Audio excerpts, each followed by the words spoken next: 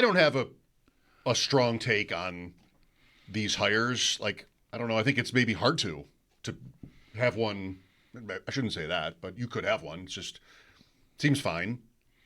I think it's interesting, or am I misreading it? Like the Bills have really, it looks like they have really made over their defensive staff. And I wonder if that's more, well, this is what has to happen when we make the decision to fire McDermott. That's kind of the whole thing. So the assistants go with him and we start over. But Joe Brady did talk about some, personality traits, if you will, on their defense that he wants to be different. Just in his first press conference, it might have been the most interesting thing he said. And, even though it was like, as I say, it's always about being more aggressive. Coaches never say the opposite of that. Right. But I wonder if it's more that, well, if you fire this head coach, you are necessarily signing up for changes, like real changes to your defensive structure, or if it's, we really want to make changes to our defensive structure. Like, I think McDermott probably doesn't go if they're all still getting along fine, because they did win so many games again. I think the personality, the friction is why he was fired more than their performance, although that could be connected. And thus, well, then we're going to have to do this. We're going to have to reassess our personnel and style and everything like that. It's possible that one of the guys that they talked to turned them off by saying, like, well, I find as a play caller, as an offensive schemer, I find Sean McDermott's defense a pain in the ass to play against, and I'd like to get a guy that's going to implement some of the same sorts of things. And maybe they just weren't. Maybe they were never going to go for that. I don't know. But it stands to reason. I mean, Brady certainly. I'm going to be reasonably confident that he believes it's harder to scheme against what Jim Leonhard brings to the table than what McDermott did, even though he didn't explicitly say that. I mean, talking about that style of defense the way he did leads you there. And so did he do that? Is he motivated to do that because he thought it would play well, help him get the job? Or is that maybe it's some combination of the things? And again, I'm not saying this pejoratively. I'm merely just pointing out, like, the motivation could be twofold. I think this will play well, could help me get the job, but I also believe it is harder to game plan against. It's harder to play against than, some of the things that maybe we were doing McDermott's way. So, and maybe that is chiefly when you get to the postseason and it's about getting good or great quarterbacks on the ground, something that McDermott's defenses just have had a tremendous amount of trouble doing, going all the way back to, the first year of them becoming a Super Bowl contender, 2020. Like, that's the offseason that we got to draft Rousseau and Boogie Basham because we got to get Patrick Mahomes on the ground. And they've never stopped, even though the name changed, right? They didn't lay a finger on Bo Nix in the game they got eliminated in. And he still broke his ankle. And so you want to, I think, set yourself apart from what has gotten you beat if you're the new guy.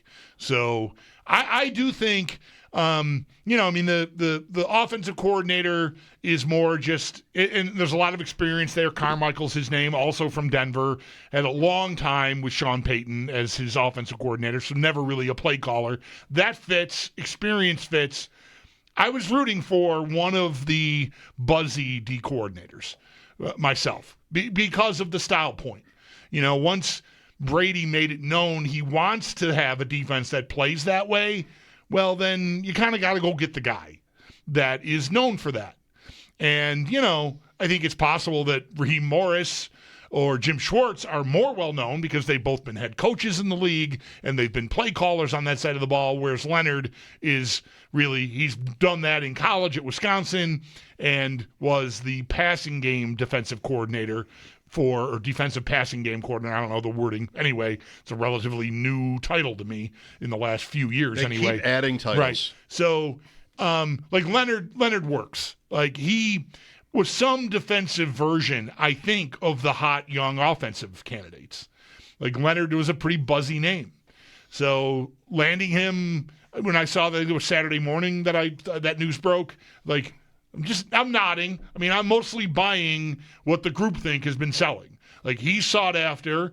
He's going to do the thing that the coach said he wants to do defensively. He's known for that, and he's kind of a young up-and-comer, so I'm just nodding at my iPad. Like, okay, fine. Yeah, good. Fine. Good job. Sure. Yep. They're always adding titles. Oh, yeah.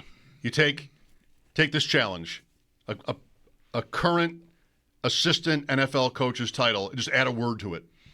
That's going to be a thing in 5 years. Mm-hmm. Maybe it won't be exactly the right word, right. But there will be another tier of assistants. We just can't stop. We can't stop. Do you know the word coordinator has always bothered me? Why is that? It's too long. Like, we really, for as many times as we refer to these coordinators, there just can't be sort of an easier word than... It's always coordinator. Well, a lot of the leader. I think a lot of the. I'm just going to say this somewhat tongue in cheek. I think a lot of the ball knowers out there talking just refer to them as OC and DC. I know, but I hate that too. That's just jargon. That's really short. It's just jargon, though. Like, that's sort of, we're the cool kids because we know to say OC. Even coordinator, because we're ball knowers. Even coordinator itself is like, kind of still as ubiquitous as it seems. I think it's still kind of like a, wink, wink. We're in the know kind of word. Mm-hmm. Couldn't just be like master, offensive master, leader, coach, offensive coach, defense. That couldn't work. What about offensive czar? Czar. I mean, it's a little pretentious, but it's shorter. I mean, that's right. Yeah. Just always with coordinator. It's too much, Bulldog. Football is just obsessed with its wording. It's not a problem I've ever had. Adding words I don't know. And terms. And I mean, maybe the days around here of complimentary football are over. Wait a minute. Let me see if I get this. My offense is good and my defense is good, kind of in tandem. Is that what we're talking about? Yes. There it is. A new term is born. What is it again? Complimentary football. They stop them, and then we score. Get over yourself, football. Just get over yourself. That's just so dumb. Like, okay, right. You can't just score before halftime and then score again. No, that's doubling up. That is its own new needless expression that nobody ever asked for, but then became like, get over yourself, football. Please, someday. I don't mind the double dip talk. So you want me to? I'm a double dipper. Is score and then score again? You're saying that's good? Yeah. I think I agree. Yeah. I think that is good. Yes. Just like scoring any 2 times ever in a game would be good. No matter if they're touching or not touching. I don't need this today. It's like almost the end of the season. The Sabres are good. There's a game tonight. I don't need this. I don't need to be this way today. Maybe it's sort of the residual effect from those confrontations I had this weekend. I honestly did not. You mentioned earlier, and I mentioned the prize and the value of the well executed golf nap, which debuted yesterday. I don't know if it's just because of the machine, the coaching search, the coordinator search, the Sabres surging. I don't think I could go so far as to say that I forgot the Super Bowl will be coming up like a week from yesterday, but I definitely was not. Oh, what am I going to do? Where's football? Yesterday. Yeah, I was fine. The sun was out. It was fine. No, I'm the same. Yeah, I did not. I think I came as close to forgetting about football as one would in a job like this a week before the Super Bowl. Part of that is, it's not so much the Bills process, but the Bills getting eliminated again, New England being there. Yeah. None of it feels particularly good, so I might be selectively trying to just sort of keep it over there. I don't need you in the front of my brain. I got other stuff. It's actually a little bit light out Right. Past 5:30. Right. Yeah. Not warm, but sunny. No, not warm. Sunny. Although today, I mean, we're no 59 in San Francisco like Ross, but Burning up. 25 today felt like, yeah, okay. Fine. This is all right. Yep. I don't need to remote start the truck. No.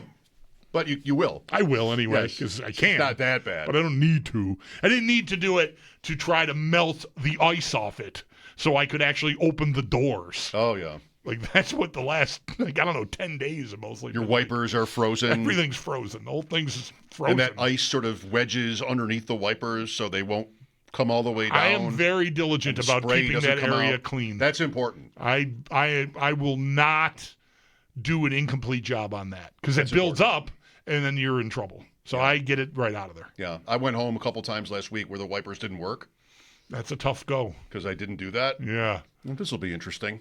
Yeah. And you got like some highway time there too. There's always a lot of junk on the window when you're on the highway. Yes, like that. good point. That's right. Made for an interesting challenge. Sal Capone.